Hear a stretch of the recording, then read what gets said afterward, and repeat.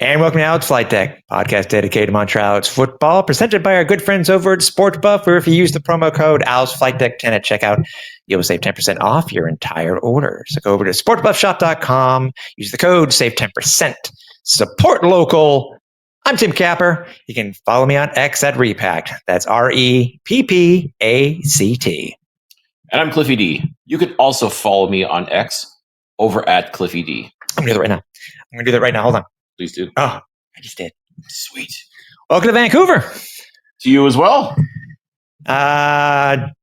Basically taping this just after getting off the flight from Vancouver, but from Montreal here. But despite the Alouettes not being here, Cliff, at Grey Cup 111, it's still a part of the experience itself, isn't it, buddy? Because it's just to be here with the CFL family and CFL Nation. Owls are not here. It's disappointing, yes, but still, it's just a matter to be a part of the whole experience. Absolutely. I mean, I guess we just buried the lead a little bit. Yes, unfortunately, The Montreal Alouettes will not be participating in the 111th Grey Cup here in Vancouver, losing 30-28 to the Toronto Argonauts at the Eastern Final.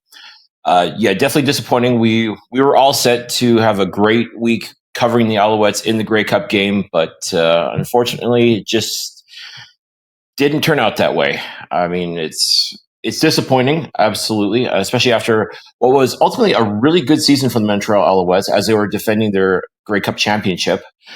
But, I mean, and we'll talk about that momentarily, but, I mean, the Eastern Final, this is the biggest game that they were playing in 2024.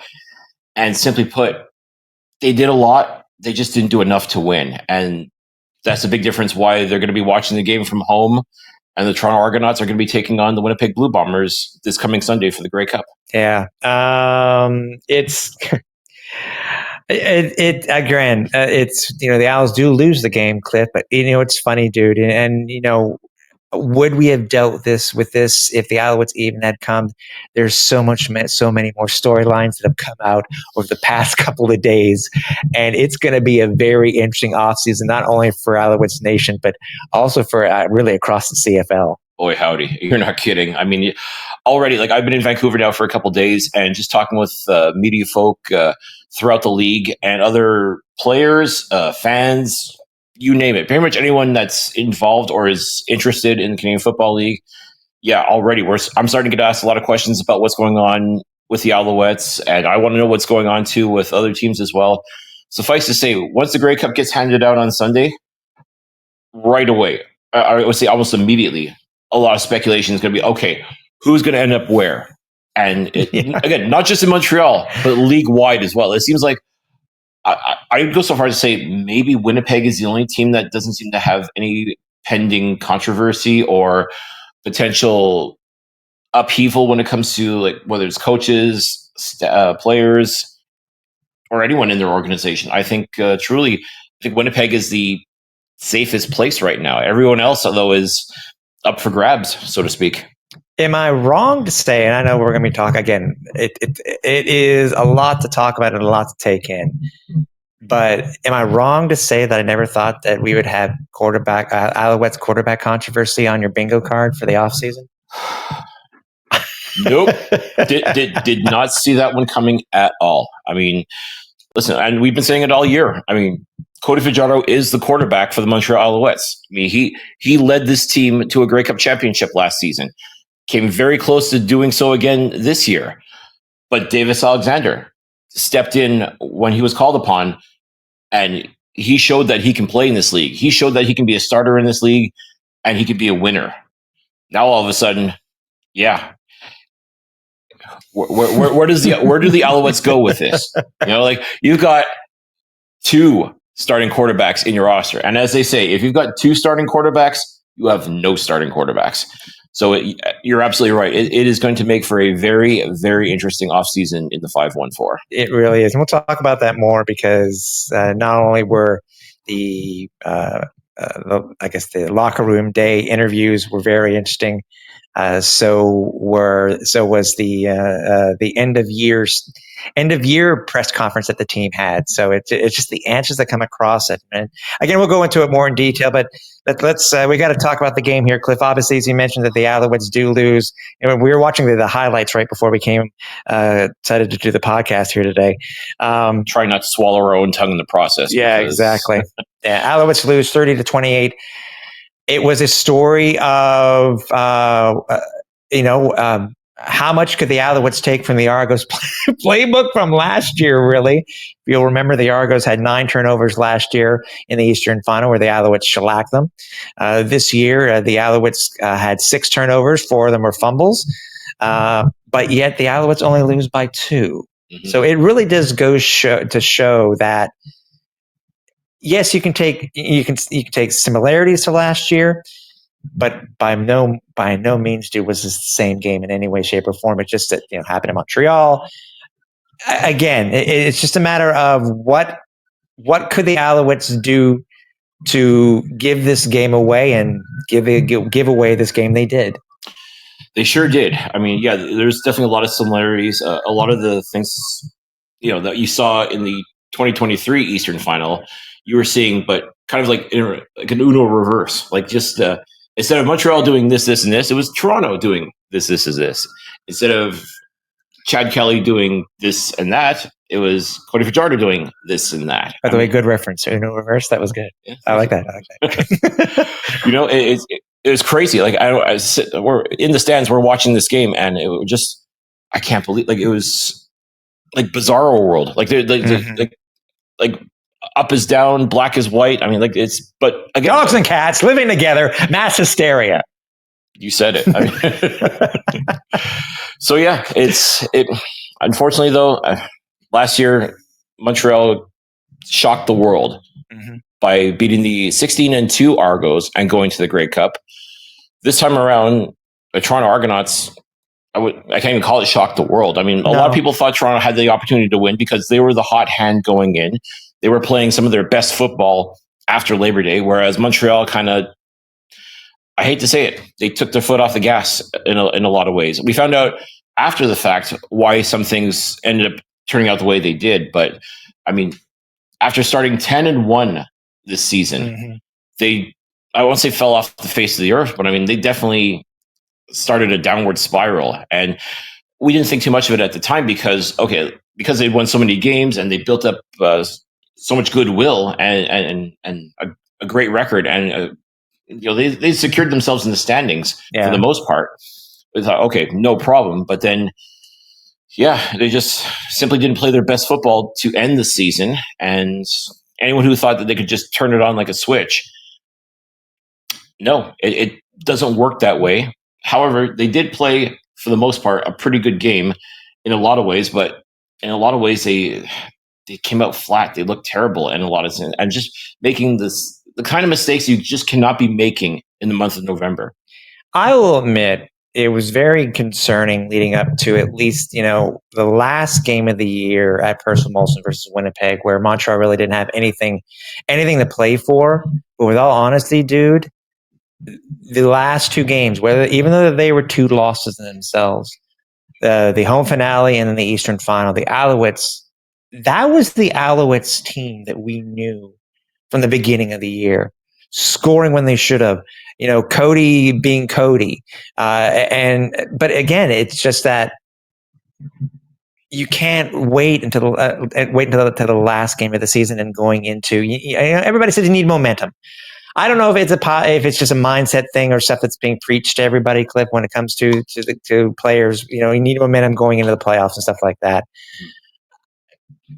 I don't know. I really don't know if that's the case. I mean, the Owls did look good to an effect, but I mean, it's, everybody has been questioning Coach Moss on, whether he's still sticking by the same story that he did when it came to, there's nothing wrong with the team and stuff like that. I mean, we're here to, sure, we can make our own judgments on that, but I mean, it's from what we've seen and from what we've heard, the locker room was good. The locker room was good no matter the issues that they were having on the field. So again, it's just frustrating how the team ended up the season, and again losing. again, I thought we were going to be here in Vancouver with the Alouettes being in the Grey Cup for the second consecutive year, but no, that wasn't the case. No, it's as we said, we made plans to be here in full anticipation that the Alouettes would be here as well. And sometimes the best laid plans just go astray, and that's really what happened. And listen, it is what it is, right? I mean, that's football. You got to play the game. It's not played on paper. You actually have to go out and do the thing. And yes, we'll give credit to the Alouettes. They made a fight of it. They tried to dig themselves out of the hole they put themselves in early, but unfortunately, it was just too little, too late. And by the time they were able to scrape together enough to try and make it a possibility that this team could come back and pull off the miracle, I mean, Toronto just basically, they let them hang around, but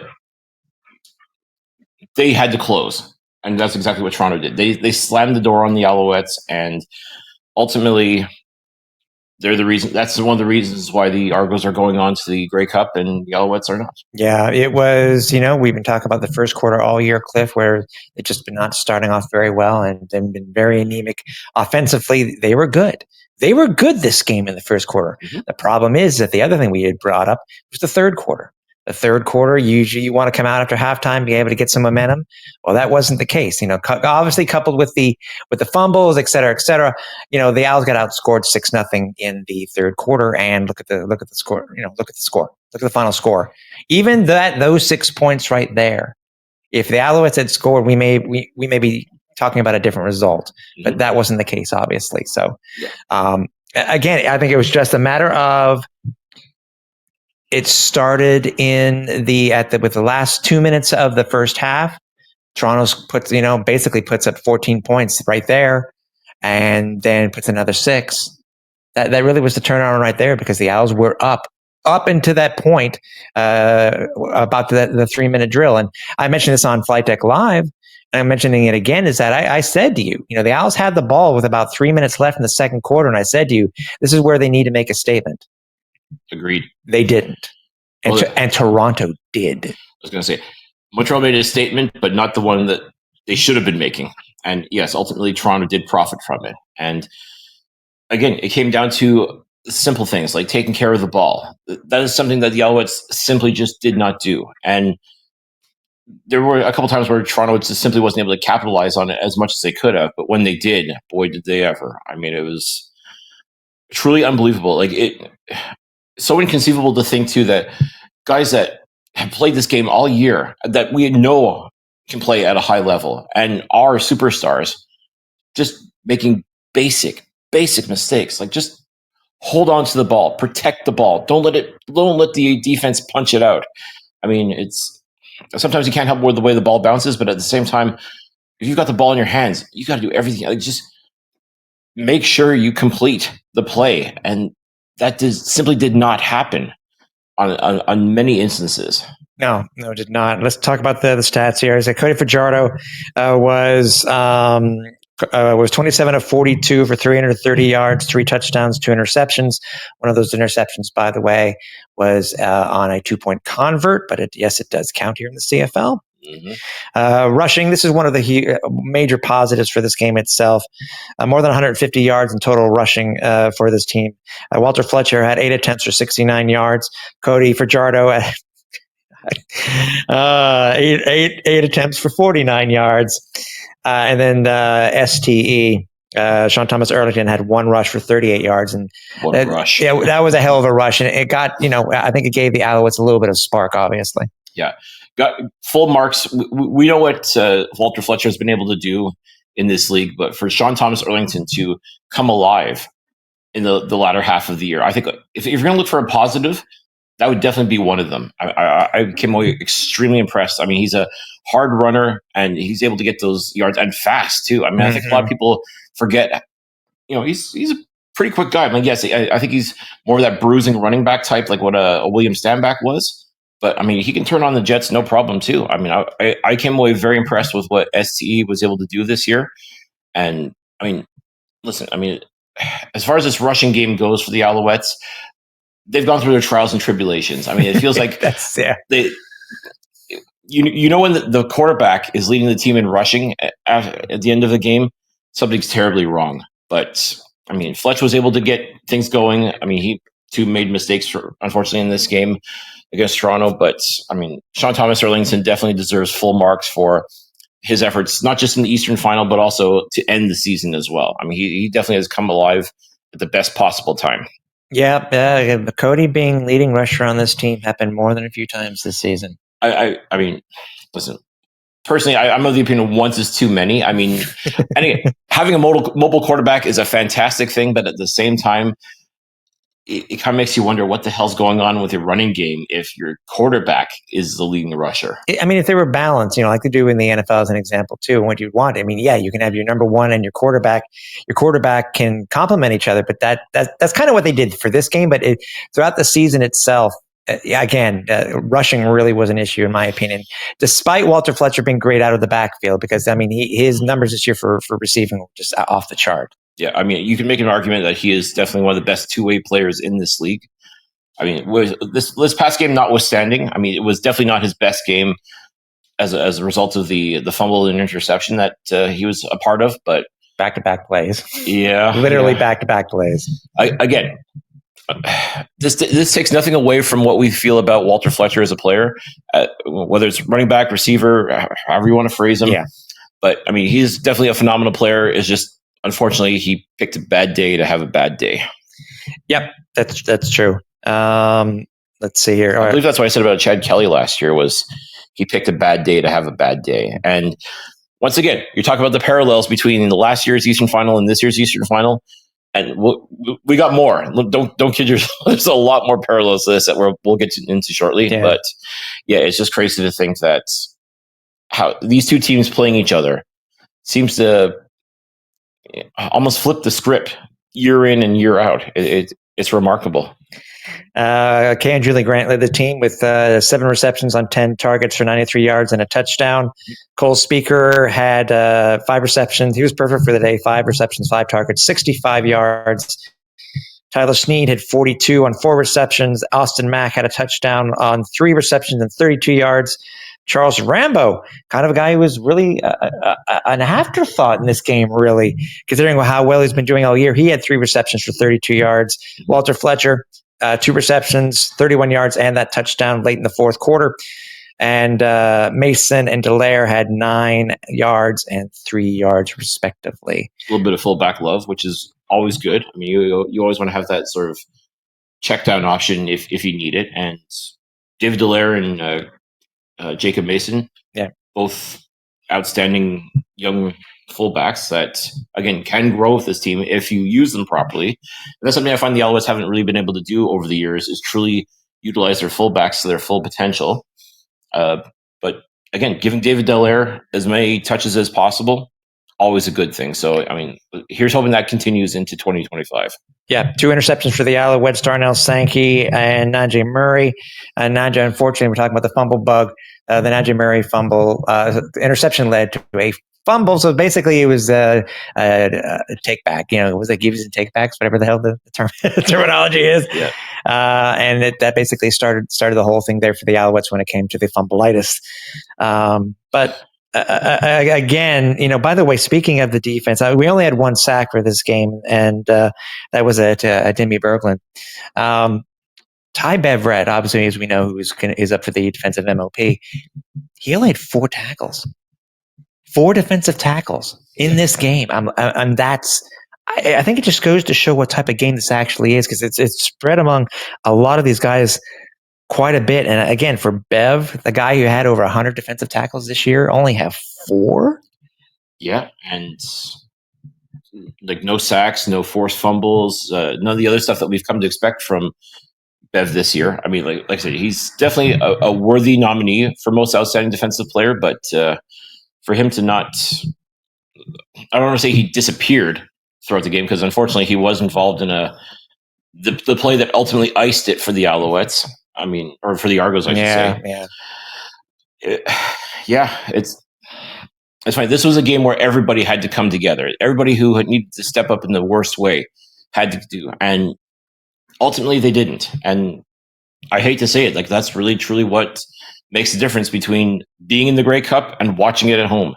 And lo and behold, for the Alouettes, Yeah, they had some great plays throughout that game in the Eastern Final, but ultimately it wasn't enough. Obviously, there was a little bit more of a story to this, and we'll talk about here in a couple of seconds on something that happened to the Argos starting quarterback. But we did get to see a couple of players. Not very many did show up post game. By the way, thank you to the Alouettes organization for getting us, allowing us to have media passes to do our flight deck live, like we have all season. So greatly appreciated. Let's talk about some of the guys that did show up and that we were able to talk about. One being Walter Fletcher. I know I made sure to go over to him. I know you made sure to go over him too. What give us a quick synopsis? I think we probably said the exact same things to Fletch, but what did you say to Fletch in your conversation with him post game? Listen, I just let him know, like, listen, today wasn't your best day. We weren't going to harp on that with him. I mean, what does I accomplish at this point? But just let him know that, listen, we appreciate everything you did this year. I mean, you had a hell of a year. You did some outstanding stuff. Just, it's unfortunate today just wasn't your day. And he'd be the first to say it was not my best day. And really, truly, at that point, there's not a whole lot to say, but he owned it. He basically said, Coach preached, we got to be better. We got to take care of the ball. You got to chin up on it, like, your chin on it, like just to, basically hold on to the ball, tuck your chin on it, and just protect it. Yeah, I heard Coach Moss in that post game. We did see the post game talk that he had that was posted by the Alouettes. I was trying to get the term myself, so yeah, I was wondering about that. Yeah, and Fletch said, I didn't do it, and that's on me. And listen, say what you will about him. Like, as we said, he is a phenomenal player. This one game doesn't change our opinion of him. We definitely still think he is a phenomenal football player, whether it's rushing, receiving. I mean, he's shown he can do it all. He's shown that he can be a superstar in this league. He just had a bad day at the office, and he owned it too. As I said, he admitted it was not my best. I should have been better. This is on me, and I will not put this entire game on him. It truly was, because considering Cliff, how he started off, literally with those two back-to-back plays, which ended up costing the Alouettes 14 points. Either way, it's at least 7 points in the pick six. Yeah. But still, he recovered. That's what good players do. Yeah, and he scored the last Alouettes touchdown too. So I mean, that helped give hope. That helped spark something. I mean, at least gave the Alouettes a fighting chance to maybe come back and win this game. Mm-hmm. But again, once you put yourself in a hole, it is so hard to dig yourself out. And give credit to Fletch. He did everything he could to get out of it. And, we just let him know, like, listen, it wasn't your best effort, but, we're still proud of everything you were able to do this year. Yeah. I think we also, again, not very many players showed up post-game, which I completely understand. We also had Coach Moss was there at the end of the game, and also Cody. We also got to see Cody there for a short period of time. So it's, obviously I don't want to say they took the high road on this, but they took what they could out of it, and that's really how they expressed it. Yeah. Also speaking with Coach Noel Thorpe, defensive coordinator as well. Yeah. He too, you could tell he was very proud of the defensive effort that was made by this team, but he just said, like, lots of little things, and he's not wrong. I mean, listen, this defense. I mean, we talked about it all year. I mean, they're very blitz heavy, and if you get to the quarterback, it works. But you also give up a lot of time and space as well. Mm-hmm. And if you've got a quarterback that can attack in the flats, especially, and that's been the Achilles heel, I think, for the Alouettes more often than not. So many big plays were given up. And I don't want to call anyone out, but Lorenzo Burns, over the past couple of games, has not looked like he belongs. And he got picked on again throughout this game. He was one of the ones that was part of that Toronto comeback in that literally two plays right before the end of the first half. Yeah, I mean, having Nafis Lyon out due to injury, and I think that's ultimately who he ended up replacing over the last stretch of the season. Mm-hmm. I mean, we've talked about this, how the Alouettes seem to have that one player that takes a while for him to find his form. And unfortunately, I mean, the latter half of the season is not the time to be learning how to do the job. And I think that's ultimately what happened with Lorenzo Burns, is he was just put into that situation, and he clearly was not prepared for it. And ultimately, the last couple of games, he just got picked on, and it was painfully obvious that they saw something in the film. Yep. And that's what smart offensive coordinators do. They're like, this rookie, man, you just got to do this, this, and this, and he's going to fold. And that's ultimately what happened. There was a lot of times where Lorenzo Burns got burned. Mm-hmm. Yeah. Again, I said the other part of the story for this game itself was that Toronto's starting quarterback went down with a horrific injury, and I'm old enough to remember the Joe Theismann injury. I don't know if you are, if you remember that one, but that kind of, it wasn't the same type of thing. If anybody knows what I'm talking about or don't, look up Joe Theismann injury on YouTube and you'll understand what I'm talking about. Or if you're looking for a slightly more relevant to one, I'm not saying you're old, Tim. You're old. Alex Smith. Yes. When he was with the Washington football team, he suffered a very... They both happened. Theismann was with Washington, too. You're right. It wasn't against the... Oh, my God. That's right. There was a lot of parallels to that. I know. But yeah, Alex Smith, a very horrific injury that, didn't end his career, thankfully, but... it ended Theismann's, yeah. But, Chad Kelly suffered a... did we confirm if it was an ankle? Well, I think they both call it, because it is an ankle, they're calling it it is a fractured or broken tibia, because I think that's the part of the bone that connects with the ankle itself. So it's a broken leg for Chad Kelly. For all intents and purposes, yeah. He went right down, and a lot of people were even saying, like, it's broken. You can even suppose you could hear on the telecast that he broke it. It's broken. So yeah, if anybody knows pro wrestling, usually, and unless it's a work, usually you'll know that if somebody is really hurt and they'll do a cross symbol like this. They did something similar to that, and I mentioned to you, Cliff, as soon as I saw it, I said it's bad. Yeah, and just one thing I do want to take umbrage with when it comes to the quarterback replacement, Nick Arbuckle. Thank you. It was quiet in the stadium. Like we saw what happened, and regardless of how you feel about Chad Kelly and what happened, what took place last offseason with him, and how he ended up being suspended for the first 9 games of the season. Mm-hmm. When a player goes down to injury like that, it is tough to watch. A lot of people were, of course, online going, "This is karma and good for him," and everything like that. And I'm sorry, you can't be doing that. Regardless of how you feel about Chad Kelly, ultimately, in your head, you got to be thinking, no, you don't want to see anybody truly get hurt like that. Having him taken out of the game, would that have been a good for the Alouettes? Well, one would think, but ultimately, it wasn't just Chad Kelly that was taking out the Alouettes in the Eastern Final. So, taking Chad Kelly out of the mix, let Nick Arbuckle come into the game, who post-game had claimed that Alouettes fans were laughing and cheering Chad Kelly's injury. I'm not going to say that 0 people were laughing and cheering as a result of the injury, but for him to suggest that a whole crowd was doing that, no, because it was pretty quiet. And he was called out on it, by the way. A lot of people were calling BS on his. And you know what? We remember how we're talking about things to keep you motivated. Mm-hmm. If that's what he heard, if that's what's going to motivate him in the Grey Cup this coming Sunday, fine. But just set the record straight, because you just didn't have not only fans calling him out, you had media types that were actually calling him out too, basically saying, no, that what you're saying is total BS. Yeah, I'm not saying, again, there's no doubt in my mind there may have been 1 or 2 people probably behind the Argos bench that were probably happy because they don't like Chad Kelly, and I get that. And listen, you do you when it comes to that sort of thing. But for him to suggest that like a whole section or even the whole crowd was cheering Chad Kelly's injury is bunk.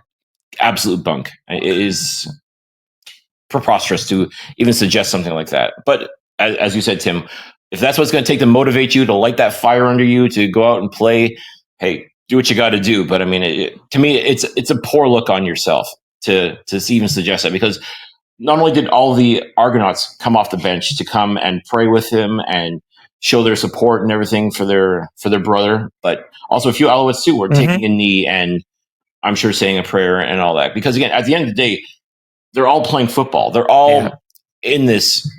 This is their job. This is their livelihood. So you don't want to see someone lose out on their livelihood as a result, regardless of what you think about him off the field.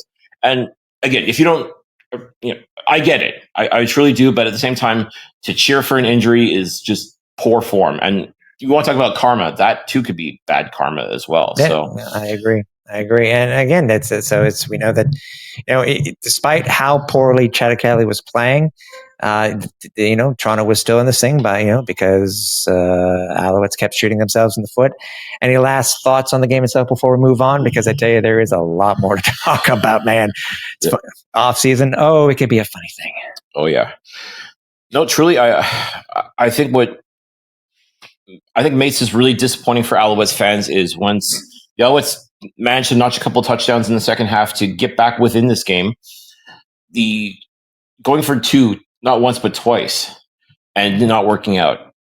A lot of people thought, well, they should have just taken the 7 points and found another way to score. And one can make that argument, and also one can make the argument too about trying to equal the score and almost having to play from behind at one point. But again, it's tough no matter what. I mean, once this Alouettes team scored the second touchdown and it was 30-28, I mean, in a perfect world, it would have been 30-30, and then maybe they would have played the next defensive series a little bit differently. But, I mean, Nick Arbuckle, he did what he had to do. He played phenomenal. A couple of huge chunk plays that ultimately sealed this game for the Alouettes. Either way, sealed our fate, and thank you for saying that. I get you.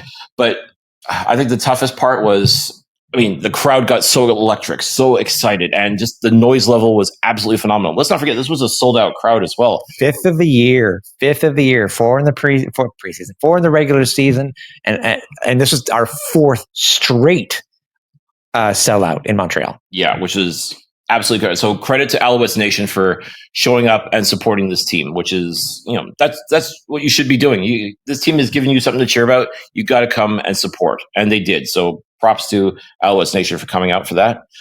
But I mean, despite all the noise, despite all the energy, the electricity, everything like that, I mean, this Argos team they weren't going to be denied. I mean, a couple of big chunk plays on second and long, even. I mean, if somehow the Alouettes just could have shut the door on this Argos team and got the ball back, they would have had a chance maybe to kick that game-winning field goal to go to the Grey Cup. But giving up two big plays like that, and unfortunately, Tyrese Beverett, our most outstanding defensive player, unfortunately picked the worst possible moment to make a absolutely terrible play that ultimately iced this game for Montreal. Of all times, not to look back while he's defending.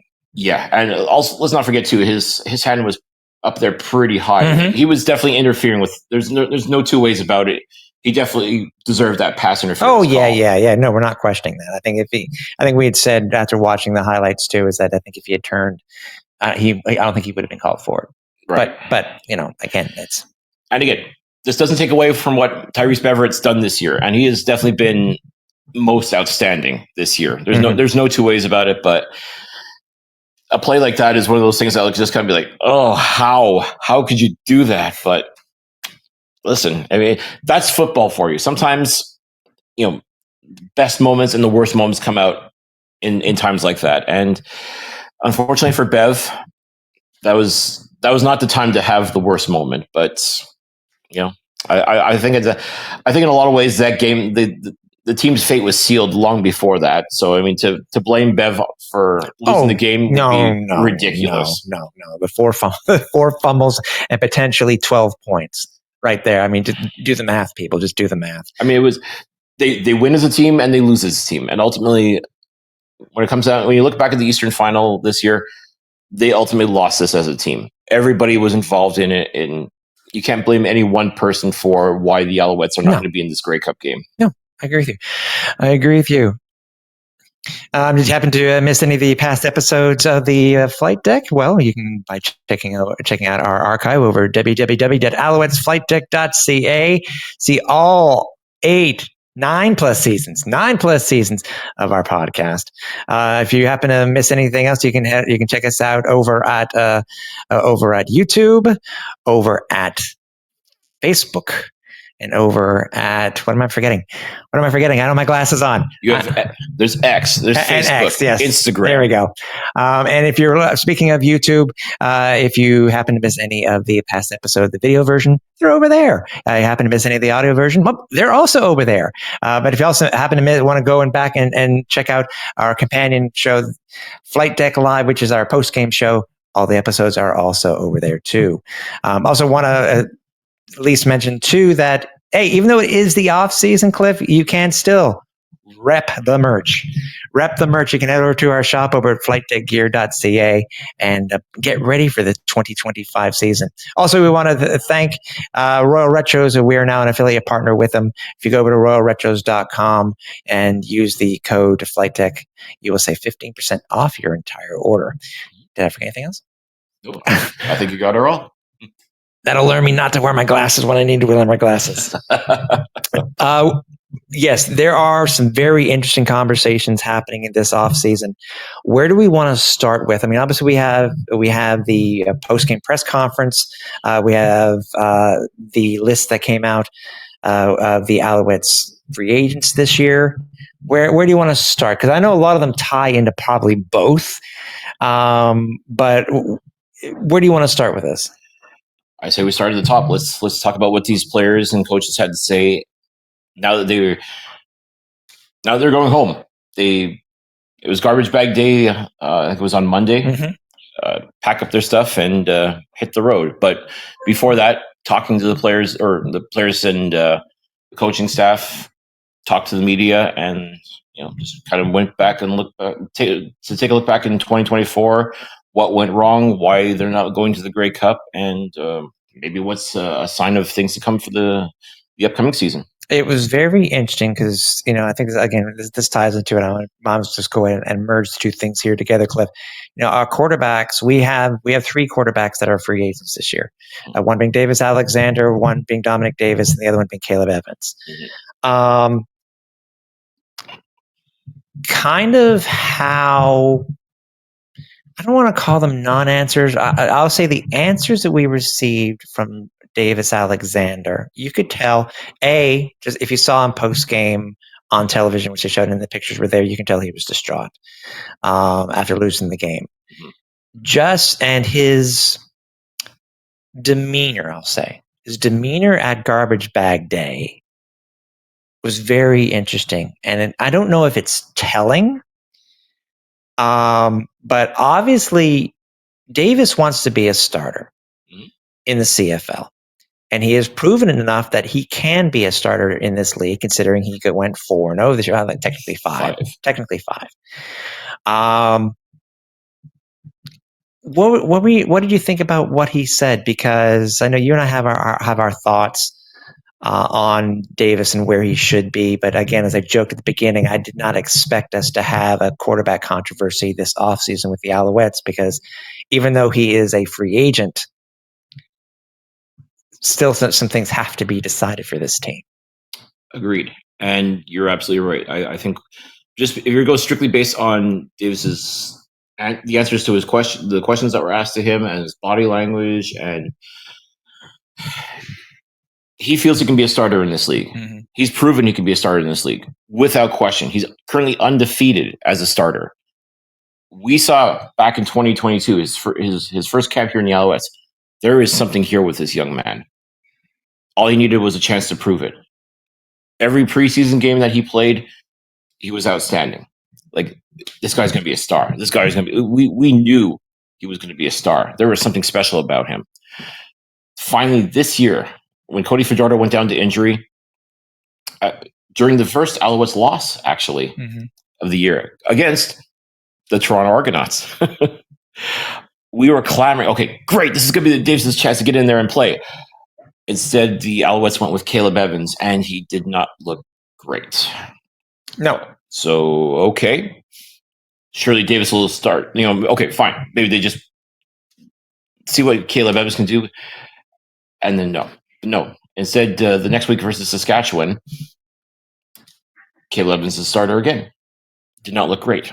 That first half was absolutely terrible. Once again, everybody's clamoring for Davis Alexander. Davis Alexander gets into the game. turns around, wins it. Yep. Starts the next week and ends up starting the next few games. Every game he started, he won. He looked good. He wasn't perfect, obviously, but we saw everything that we had been talking about, that we'd been discussing when it came to Davis Alexander. Everybody in the league got to see right there and then. And jaws were on the floor. Like, who is this guy? Where did this kid come from? And we're just sitting back like, we knew. We were at training camp. We saw all this go on. We knew what Davis Alexander can do. And now everybody else knows what Davis Alexander can do. Yep, only Alouette to start his career 4-0 in the history of this team. I mean, that's... Again, 4-0 with an asterisk, because I think he should get a win in relief, obviously. We're pushing for Steve Daniel to make that be, Steve. Make a relief win a thing. Let's go, Mr. Hall of Famer. But no, we've said it on numerous occasions. Davis Alexander is the truth. He is the guy. He is going to be a superstar in this league. Now, the question that I never thought we'd ask is he going to be that superstar for the Montreal Alouettes? That should have been obviously, yeah. I mean, Danny Machocha found this guy. Mm-hmm. He put him on the negotiation list and nurtured this guy and basically built him up to keep him here in this organization. Yeah, strong words, if you remember, from season ticket day a few years ago when Marticini, he was giving praise to him too. That and Danny and stuff like that. So I agree with you. So, but now that everybody's able to see what this guy can do, now all of a sudden, if you've got a quarterback issue on your team, you're looking at Davis Alexander and maybe thinking, well, he's not going to want to sit holding a clipboard for Cody Fajardo anymore. He wants to start, and he can start for my team. And you're right. Davis Alexander could start for any team in the Canadian Football League. And I have no doubt in my mind he will be successful. I personally want Davis Alexander staying put in Montreal. I think that has to be paramount. Is there a scenario where you could have a 1A, 1B, as I've been talking about, like comparing, let's say, Joe Montana and Steve Young back in the day, where you had two phenomenal quarterbacks that have their own strengths, that have their own style of play, but ultimately can lead this team to wins? Can they coexist on this team? Because Cody Fajardo has made it very clear he wants to retire as a Montreal Alouette. And for what he's brought to this city, for what he's brought to this organization, it's easy to say, yes, he definitely deserves that opportunity. He definitely deserves the benefit of the doubt. I mean, he definitely should be a part of this franchise as well. But at the same time, you've got Davis Alexander waiting in the wings. And it doesn't sound like he wants to wait anymore. I think his mind's made up. He wants to be a starting quarterback in this league. Do you allow him to be that with the Montreal Alouettes, and you basically tell Cody to step aside because he's not having that either? Or do you find a way to tell Davis, listen, you will be that guy. You are going to be the man. It's just let this play out. And I don't know if it's going to be one of those things where if you offer him enough money, he'll shut his mouth and keep quiet. I don't think so. I think he's too much of a gamer. He's someone who wants to get out there and play, and he wants to prove that he can play. And remember, Cody's still under contract. Just for those that still under contract for another year. So yes, which again we talked about after the Grey Cup last year, how they extended him beyond. And you were talking about 1A, 1B. It's funny, Danny Machocha's comments for this on the state of the team or at the end of year press conference. He kind of gave an answer of, yeah, it's possible, but yes and no. Right. One of the references he made, and it's kind of funny to think about, when Danny Machocha was with Edmonton as coach and general manager, he had a 1A, 1B situation with Ricky Ray and current Alouettes head coach Jason Moss. Yeah.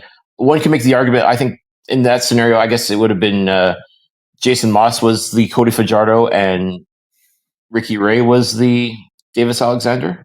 I think, I'm not 100%, but I think Moss might be a little bit older than Ricky Ray. I off the top of my head, I can't tell you. Okay. I mean, we know Cody's older than Davis, and that's by 6 years, if I remember correctly. So. Right. But it is one of those scenarios where, yes, you have two starting quarterbacks on the same roster. Somehow you got to find time for both of them. And they did win 2 Grey Cups in that time, in 2003 and 2005. Ricky Ray and Jason Moss do have Grey Cup rings with Edmonton Mm-hmm. as a result. Mm-hmm. They found a way. Obviously, you couldn't do it forever, but they found a way to make it work. In 2024, going into 2025, is there a way where you can have both Cody Fajardo and Davis Alexander in a similar scenario for the Montreal Alouettes? I hope so. I think that's the only thing we can say is we hope so, because I would personally hate like hell to lose Davis Alexander to free agency. Yeah, because he wants to play, and rightfully so. At the same time, you don't want to throw out Cody Fajardo for everything he's done for this team as well, because he's still a top tier quarterback. Yeah, and to be honest, I'm not going to mention them here because I don't think it's really the place at the moment. I have a couple of thoughts on how I think this is going to play out. I really do, and I think it probably will be the best for both players. It'll be a way. I'll just leave it at that. I will leave it at that. So, the little mystery, I like that. Yeah. Cody's comments were interesting. As you said, he wanted to stay, he wants to retire as an Alouette. It's funny you think about it, considering what Cody has done for the past 2 seasons, despite the time off this year with the injuries. AC, as an example, played another 8 years. I mean, you know what I mean? So it's this is a time where I think, with all honesty, Alouettes Nation needs to. It's in Danny we trust, and that's the way that it's been since he's been here. Even though we may have been not liked him as a head coach, GM, I think we're in the best possible situation, and I think Danny will do us right. Danny will do the fan base and the city right and the team right. So I think so too, and you're absolutely right. I think as his tenure as general manager, there's a lot of things we questioned, but you can question some of the methods, but you definitely can't argue with the results. I mean, ultimately, this team is back to being one of the premier teams in the league, and I mean, this past game notwithstanding, I mean, by and large, this organization is in good shape. There's a lot of continuity. There's a lot of things that are in place. Took a little while to get there. It took Machocha a little bit of time to put this team truly in the image that he thought was going to be a championship one. And listen, he delivered on that promise. You're absolutely right. I definitely think he deserves benefit of the doubt. I know it's tough, folks, but sometimes you really do have to trust the process. Yeah, let's talk about the other, and obviously there's more to talk about because we found out some interesting information. But I think it's due its own segment itself about what we found out during the end of year press conference. Other thing we talked about Fletch earlier. The Alouettes do have two free agents this year. One being Walter Fletcher, and the other one being Sean Thomas Arlington. Fletch, I think for the past couple of times being a free agent, I think he's never signed more than a 2-year contract, if I remember correctly, with the Alouettes. It's always been a single year. With him, so far, from what I don't see there being any change with him being, RB1. I don't see a scenario in which Walter is not re-signed by the Alouettes. And I would wonder if he would sign a multi-year contract. STE, it's an interesting conversation considering that he is now in the number 2 in Montreal. Yep. I'd be stunned, quite frankly, if they don't find a way to. And from all indications, Walter Fletcher wants to stay in Montreal. Simply put, he had to wait because last year the Alouettes had William Stanback, and he was playing still some phenomenal football. He left in free agency, went to the BC Lions, played some phenomenal football there, but it gave Fletch the opportunity to show what he's able to do. And I said it before and I'll say it again. He is arguably one of the best two-way players in the league. Mm-hmm. So to not keep him under contract, ideally long-term now, because I think a lot of it is sort of that whole bet on yourself thing. Like just play 1 year, play balls to the wall football, play your best possible football, and get that big payday. Yeah. And I think at this point now, Fletch has said, okay, you've seen what I'm able to do. I'm willing to stay, and I'll stay for a couple of years, but it's time to pay me. And I think that's ultimately what's going to happen. And I think a deal has to get done. Keep Walter Fletcher here. Sean Thomas Arlington, we saw it in the latter half of the year. I mean, we kind of questioned why he was being signed in free agency last year. And I think a lot of it may have been the Montreal Carabin connection with Danny Machocha may have played a little part in that. And okay, that's fine. That's one thing with Danny Machocha is he will definitely give Quebec-born players the opportunity to come and play here. You still got to play, though. I mean, if you're not producing, you're out the door. That's simply put. He'll give you the opportunity. And STE was playing very well on special teams throughout the year. When the Alouettes traded Jeshua Antwi to the BC Lions, that opened up the door for STE to come in and showcase what he's able to do. Yeah. And did outstanding too. Like, he's definitely proven he can be a very capable running back still. So I too can see a situation. I mean, I don't think he's going to ask for a big payday, but I definitely think he's someone that you definitely keep under contract at least 2 years. Just, he's now established himself that he can do the job when called upon. So I think Fletch and SCE would definitely be a 1-2 punch as far as the running game goes. And they could be a formidable 1-2, as we saw just in the East Final. Yes, and with that being said, you got to keep those guys under contract. So I'm going to once again, we're going to trust the process. I have a feeling that both Walter Fletcher and Sean Thomas Erlington will stay Montreal Alouettes, and hopefully for a couple of years at least to come. Yeah, fullback is Regis Sibisu. There, thank you, sir. From there, wide receivers, considering what the Alouettes did early in the season when it came to extending a few of our guys, it's boding well. But there are still some names. Nate Bahar, the guy that they picked up earlier in the season, KJG, and Reggie White Jr.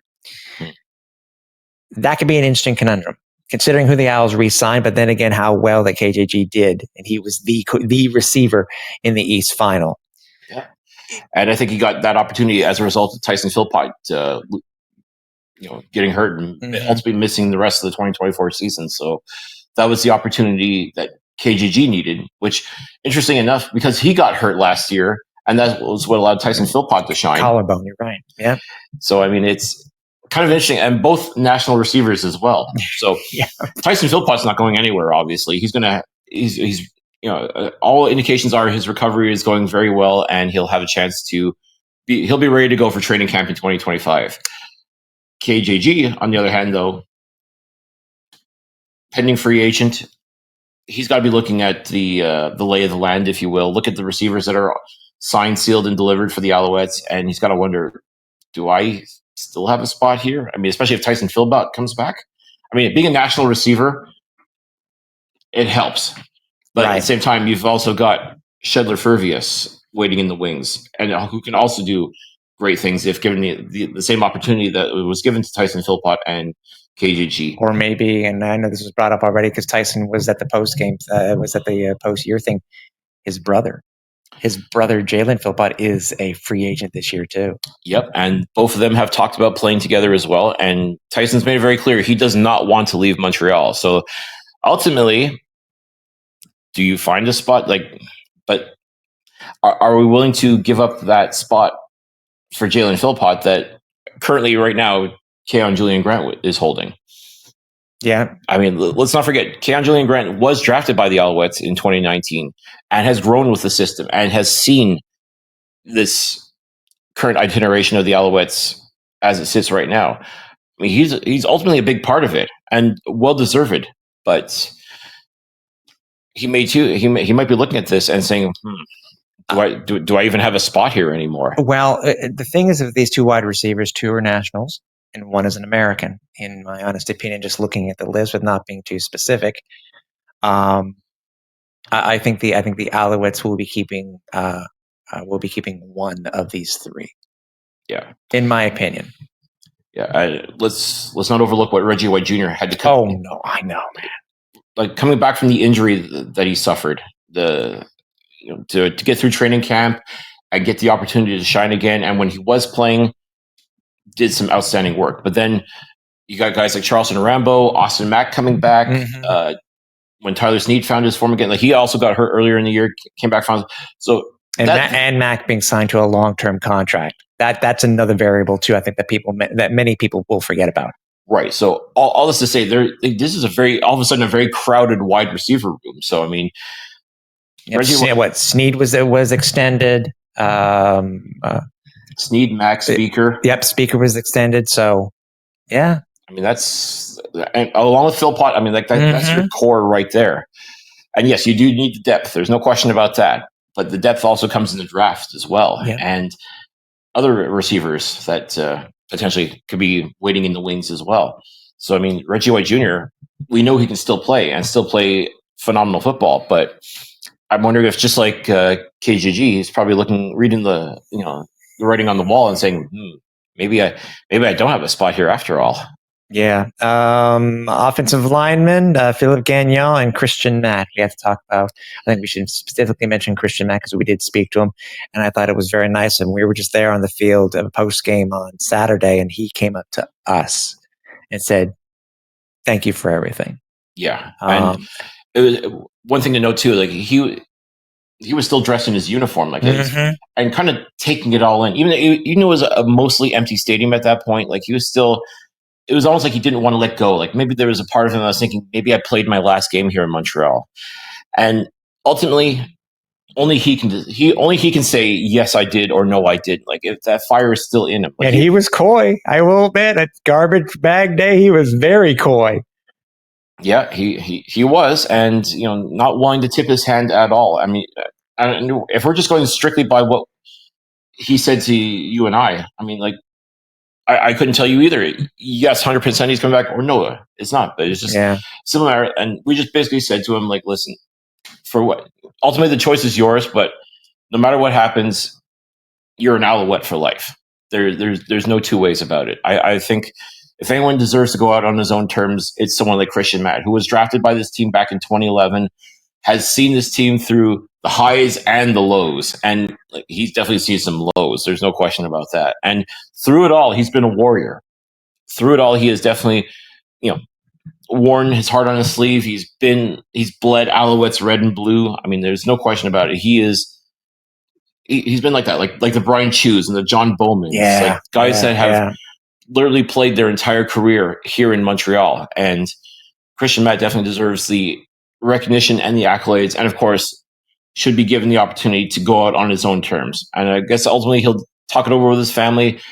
I'm sure he's got the whole off season to really decide, do I really want to do this one more time? I mean, at 39 years old for an offensive lineman, I'm not saying that's ancient, but at the same time, still not a young man, and still probably wants to, be able to play with his kids and spend time with them and watch them grow and things like that. So, I mean, he's going to have some thinking to do, and however he decides, I mean, we definitely salute him, and we definitely appreciate everything he's done for this organization. But I think circling back, Philip Gagnon definitely is a re-sign. I have no doubt in my mind. He's still got plenty of gas in the tank.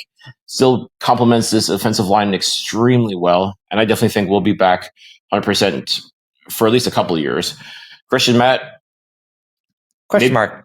It's a question mark. Question mark. So again, ultimately, only he knows what he wants to do. So we'll just leave it at that. Yeah. Defensive linemen, you have Avery Ellis, Brock Gowanlock, Sean Lemon, Derek Wigan, and Dylan Wynn.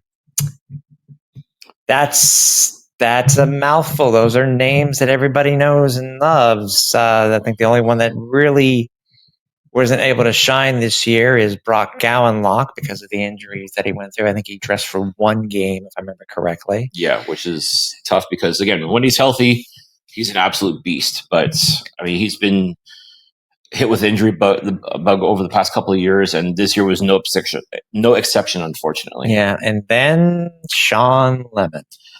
Yeah. Currently indefinitely suspended by the Canadian Football League for gambling. And one has to wonder if perhaps as one of his last acts outgoing as commissioner of the CFL, would Randy Ambrosie reinstate him just as kind of like what the hell, like kind of like when a president, before he turns over to the next president, pardons. Yeah. So I wonder if maybe that's a possibility. I doubt it. I mean, just some of the language that Randy Ambrosie was using in discussing the whole Sean Lemon affair, one would lead me to think maybe not. But hey, this is the Canadian Football League. It feels like anything can happen at any given moment. Thoughts on the list here, because I think the last two, to me, that need to be signed are Derek Wigan and Dylan Wynn. I honestly think that they should be re-signed to the Alouettes. Sean Lemon, again, it's a question mark.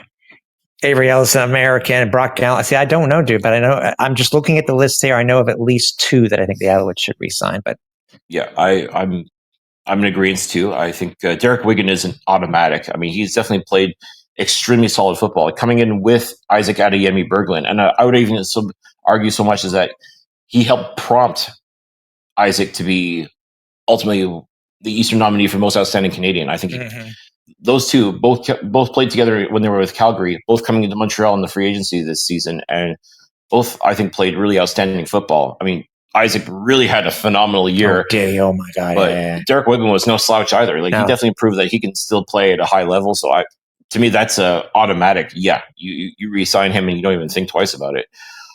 Dylan Wynn, when he's been on, he's been very good, but there's been a lot of times too where I've kind of questioned some of his abilities. I'm not saying this to be disparaging, but whenever I saw Dylan Wynn, it hasn't jumped out at me. You know what I mean? Like, at least, or not in a very positive way.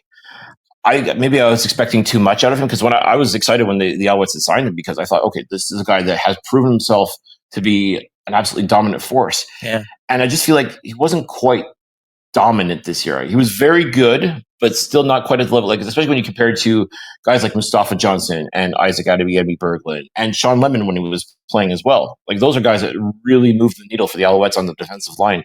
Whereas Dylan Wynn was very good, but still missing that one little thing that made him like truly a menace for any opposing quarterbacks. Maybe with another year he can find that. Maybe he felt like he found his form in Montreal towards the end. And if that's the case, maybe it might be worth taking a flyer on him again. But I mean, of the list that you gave out, I would think Avery Ellis and Derek Wigan are priority, with Dylan Wynn being like third on the list as far as priority goes. That's fair. Let's see. Linebackers, Frederic Chagnon and Alexander Gagne. Whoops, wrong direction. I'm going to just go ahead and conclude this. I'm going to add the defensive backs here too, Cliff. Tyson Otis Copeland, Kabian Ento, Nafis Lyon, Najee Murray. Oh, good Lord.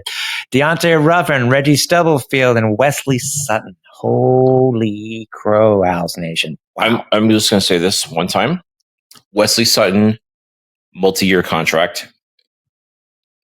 Full stop. Yeah. His leadership alone has proven to be so valuable for this defense. You want to talk about that warrior mentality? He's got it. And as far as leadership goes, especially not just on the defense, but for the entire locker room, he has been that guy. If you saw that speech the post-game speech he gave after the loss in Edmonton or in BC, where quite frankly the Alouettes looked terrible, but he still brought this team back. He still said, "Don't give up, guys. You know, you're better than this. You know, do not let this loss get to you." Like, the leadership that he showed right there and then tells me this guy has to stay an Alouette for the rest of his career. Full stop. The list is just, I don't see a scenario where Reggie Stubblefield is not re-signed. I mean, he was dealing with a horrific injury that he suffered in the first game of the year. And the Owls have shown, by the way, too, as is the case with Reggie White Jr., that the Owls are an organization that even if you do have an injury, which may be long term, I don't try to remember the last time that the Alouettes quote unquote got rid of a player who was in that situation. So I see at least Reg, in my opinion, I think Reg will be signed for at least take advantage of being what he did in his first years in his rookie year. And I think that I wouldn't be surprised if they sign him to a minimum one to, but I'm thinking two. Kabian Ento, there's another guy you have to re-sign. 100%. I mean, he's, we talked about last year, his trials and tribulations, and this year he played some really outstanding football too. I mean, let's face it, a lot of quarterbacks simply weren't looking in his direction. They weren't trying to try to get one past him. They learned, especially after the Grey Cup, that Zach Claro's interception in the end zone. I mean, I think that pretty much made it clear, okay, do not go after 48. You don't want that smoke. And I think bringing him back is an absolute no-brainer, along with Wesley Sutton and, yes, Reggie Stubblefield too. I think those three names alone right away. Najee Murray, I think also too, is a very important one. I mean, that interception he had in the Eastern Final was great. Yeah. Unfortunately, didn't quite finish the job there. I mean, but that's football too. That happens. But Najee Murray too is someone else who battled back from injury this year and proved his worth. I think Najee Murray is someone that has been with his organization for a long time, shown what he's capable of doing, and definitely deserves a chance to come back and keep doing what he's doing. At most defensive backs, in my opinion, Cliff, 5 of 6 are re-signed. In my opinion, I say 5 of 6. Yeah, definitely. I mean, you can't sign them all, but I think the priority ones have to be, without question, Ento, Sutton, and Stubblefield. Yeah. Specialists, David Cote, James Letcher Jr., Jose Maltos, and Joseph Zima are all free agents. Pretty much all the superstars, if you will, for special teams. Yeah. So obviously we're looking at the 2 kickers, considering we've not seen David Cote kick since week 5. Yeah. So, and he's been playing, or he's been ready. James Letch, considering the Alouettes' history recently of trading their return superstars, I don't see why James Letcher won't be signed again. Zima, as we saw in the Eastern Final, is when he needs to put a corner coffin kick. Dude, can that guy? Even though he was playing he hobbled. You could tell he was hurting. He was playing despite the pain. But then it comes down to Cote, Maltos. Maltos spent most of the season on the practice roster until David Cote got hurt. Mm-hmm. Would it surprise me if all 4 of them re-signed at least to a year contract? No, it wouldn't surprise me one bit. No, and it's tough because, David Cote, again, drafted by the Alouettes, Quebec-born player. Local product. You name it. He's definitely a part of this fabric when it comes to Alouettes Nation. Jose Maltos, though, by and large, had a phenomenal year in relief for David Cote. When Cote went down to injury, Maltos stepped in and no problem whatsoever. He played some outstanding football. He had some money kicks. And gave Sean White's team record a run for its money. Sure did.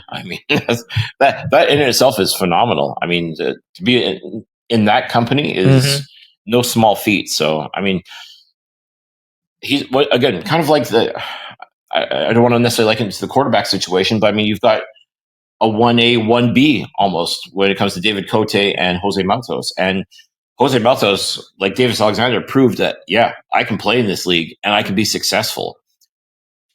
I would hate like hell to lose a Jose Maltos, quite frankly. Enough so, by the way, we know he's done well when you see over in our section over near where we sit during the East Final, a cardboard cutout of Jose Maltos doing his signature. Yeah. Yep. Somebody screen capture that, please. So, it just goes to show how much of an impact he's made for himself. Yeah, and it's going to be tough because I understand the need. And of course, good kickers are so hard to come by. And they're so crucial to this game. However you feel about kickers, they are crucial to the game. Having a good kicker is so important. It's like a long snapper. You don't look at the tenureship in the CFO when it comes to these guys. Look at Lewis Ward now, where he came from. Sean White, where he's come from.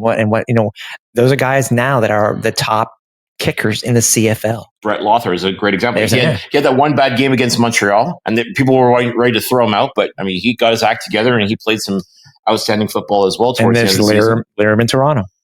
Another great example. 8 field goals against Montreal? Yeah. That one game. That's unfathomable. But all this to say that, yes, a kicking game is so important. And to have 2 quality kickers like David Cote and Jose Maltos, you may have to choose one. If you can find a way to keep both on the roster, in a 1A, 1B situation potentially, I just don't know. But I would hate like hell to lose both of them. And even losing one of them would be pretty tough as well. Yeah. And the offseason will be interesting when it comes to free agency. Obviously, we got the draft coming up too and stuff like that. And there are going to be a lot of names. If you saw all the different lists of the current free agents, there will be some movement, obviously, but in the end, though, it's going to make for a very, and that's what we like. I mean, it's the off season. We'll already know the schedules. And we shouldn't probably know the schedules if the CFL is what it is within the next 3 weeks for 2025. But still, it just leads up to certain things for free agency, the draft, and then training camp. So before we finish here in Vancouver, Cliff, I wanted to at least mention some of the things that we did find out from the from the locker room garbage day, whatever you want to call it, garbage bag day. One of the most interesting comments that we found out, and it's something that you and I kind of mused about, but weren't really sure about, is we actually did get confirmation that Cody Fajardo did break, or was it break or fracture? What was the word they used? I think it's a break. Break 2 ribs in the game that the Alouettes won at Ottawa in August. So I think September, 24-12, I think. Yeah, that was the score, I think, for that one. Right. If anybody remembers on Cody's goal line rush, that's where we saw it, after we knew something was wrong.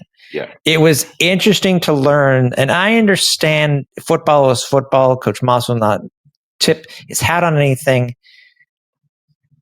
Some fans may say, well, that's why Cody's been so mediocre. He hasn't been consistent Cody from that point on for the rest of the season. But people need to remember, too, not only that, him getting hurt. He played 1 game. Then Davis Alexander did. They had a bye week, and they went halvesies in BC, and then they had the game at home versus Winnipeg. How much of an actual difference did it make for Cody when he got that? I mean, kept quiet. How much did that affect Cody going forward? We don't know. We truly don't, and it's got to be frustrating, especially for Alouettes fans. Like, for example, that game against Toronto, the following week, Cody played, and yes, the Alouettes, by and large, could have won that game. And there was mistakes that were made from the quarterbacking position. And again, we're not here to pin everything on Cody Fajardo. No. Because ultimately, again, 8 field goals from Liam Haralahu. I mean, that's maybe that speaks to the defense of this team more than anything else. But at the same time, that too was a winnable game. That maybe if Davis Alexander had played in that game, especially knowing full well that Cody, again, broken ribs is not a joke. I mean, even bruised ribs is very uncomfortable to deal with. So broken ribs, I mean, unless he's wearing a flak. That's the thing. We didn't even see that. It was never mentioned. Obviously, it was kept very hush-hush. And then, obviously, with what happened in BC with Dominic Davis getting hurt after basically getting body slammed in the first half and him not finishing the game, the Alouettes made a total switch to how the short yardage was being done. It was being done by the starters. With Davis Alexander, Cody Fajardo did a lot of short yardage plays, and it really makes hearing this now it really makes you question. Did this affect Cody? I don't know. And as a result, should Davis Alexander have gotten more playing time? Should he have been the one getting the start and playing that game against Toronto? And even though, yes, the Alouettes had clinched the Eastern Division before that game started. Yeah. So there was no pressure to win that game. True. But at the same time, if you've got a quarterback that's hurt, and ultimately you're going to need him for that Eastern Final that you just won the rights to, maybe you put Davis Alexander in, and you still keep that winning momentum. You still keep that idea that you got to keep winning. You got to keep going no matter what. Yeah. Because Cody still looked good in the season finale. That's the thing. Cody still looked good for that, just less than 3 quarters that he played. So. Right, but that was how many weeks after the injury in Ottawa? Well, so I mean, that plus the time off because he became a new dad and stuff like that. So it was a long. It's true, but and I think I've never had a broken rib. I've never had to wear a flak jacket or get hit after having that, so we can't speak for what it's like. But I'm sure other quarterbacks who have or wide receivers can too. So, I mean, even bruised ribs. Like I've had bruised ribs, and that's not fun. Like even breathing becomes hard work. So broken. I mean, It's funny. He fooled us all. It's funny. It's funny to say nobody had a clue. But also, too, to keep that information from everybody. I mean, did he know and not say anything to the coaching staff or the trainers? Did they know and still told him to go out there and play? Like, I mean, did he basically? No, it's true because he was never listed on the. He was never listed on the. Now, mind you, there was a period of time where he didn't play, so he didn't have to be listed on the practice report, injury report. Right, but again, it's still that keeping that information that to me is worrisome, and maybe that's sort of affecting how Davis Alexander feels. You know, like because I'm sure he was watching that Eastern Final and like I could have gone in there and I won it. I could have gotten to that last game. You know what I mean? Like there's a lot of those instances. And listen, you can't take Cody Fajardo out of the game. If Cody Fajardo is 100%, you know, the way he plays and everything like that definitely deserves all the credit. Definitely deserves the opportunity to showcase what he's been able to do. And we're not taking it away from him. We just find it very interesting that we find this out now. Yeah. I mean, it's, like I said, props to him. You can't unring the bell, unfortunately. No, props to him, though. I'll give him that. I mean, it's, as I said, to play with bruised ribs or broken ribs. But at the same time, for the greater, like if the coaching staff knew for the greater good of this team, you almost would have had to sort of save Cody from himself and say, "Listen, you'll play in the Eastern Final. Just if you're banged up, I mean, we've got Davis here; he can do the job." Yeah. So I mean, I really hope it's not a scenario where Cody was looking out for himself. I sincerely hope. No, I think I'm sure it was a. I think if that was the case, he wouldn't have said anything. Period. To start all the talk about it. Yeah. So I mean, it is what it is. It is what it is. And if we had gone on to win the Grey Cup, it wouldn't be such a big deal. If anything, it would have just built his legend even further. Yes, it's true. And listen, that's the thing we've always talked about with Cody is he's a warrior. He's proven himself. I mean, he put the team on his back last year and willed them to the Grey Cup win.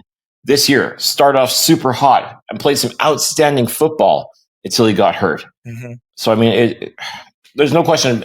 Cody Fajardo can definitely play in this league. He can definitely he's definitely a winner. He's definitely a leader. And he's going to be back for sure next year. It's just a matter now of... It's funny, though. Who's going to back him up? No. But you say just that. And do you remember hearing the questions were asked specifically to Coach Moss, and I think to Danny? Can you say that Cody is going to be your starter next year? Also very true. There was no definitive answer.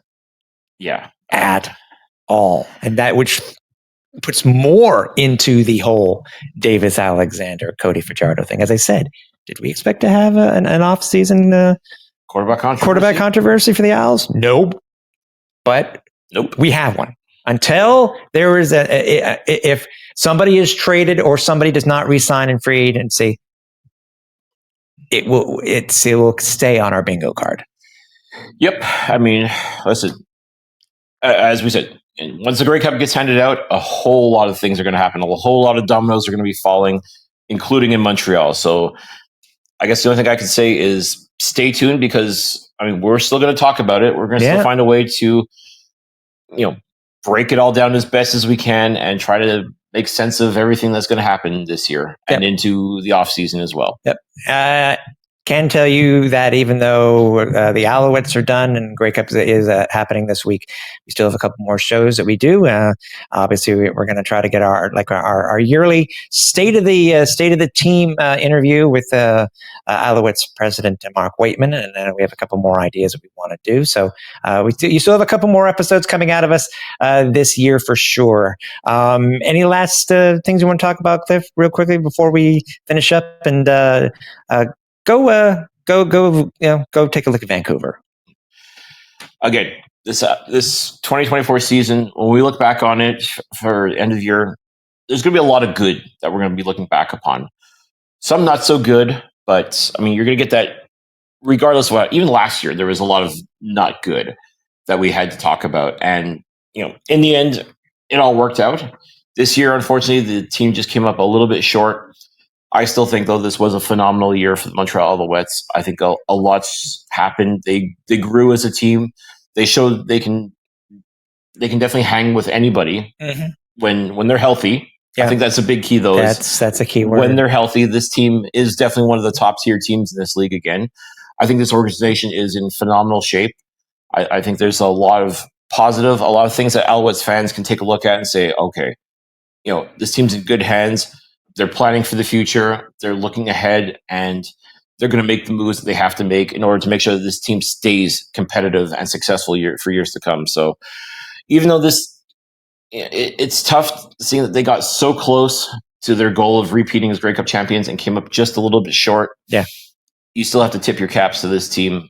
They definitely played outstanding football this year, and I hope that this loss, just like in 2022, I hope that loss in the Eastern Final then motivates them and shows that they've got what it takes to be a winning franchise. Yeah. And it's just a matter of go back to work, keep back at it, and trust the process more than anything else. I think that this team, the way it's going to be built for 2025, is going to be once again built with the idea it's Grey Cup or bust.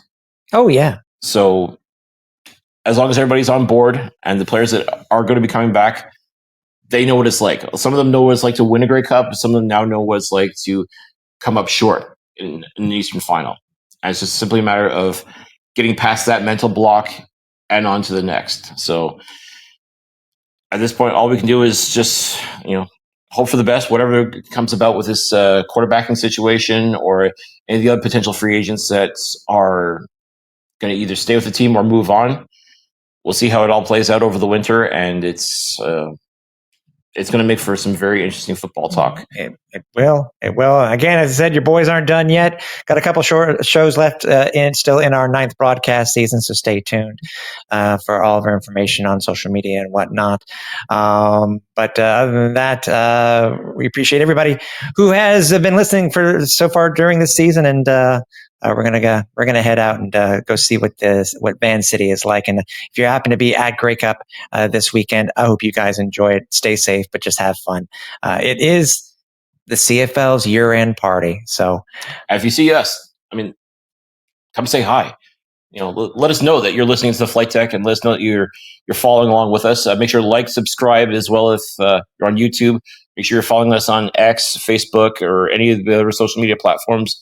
And just let us know that, we're on board with you guys as well, because we appreciate each and every one of you that tune in, that subscribes, that follows, everything. So, and we want to meet you all as well. So if you see us out and about in Vancouver, come say hi, because we'd love to see you. Exactly.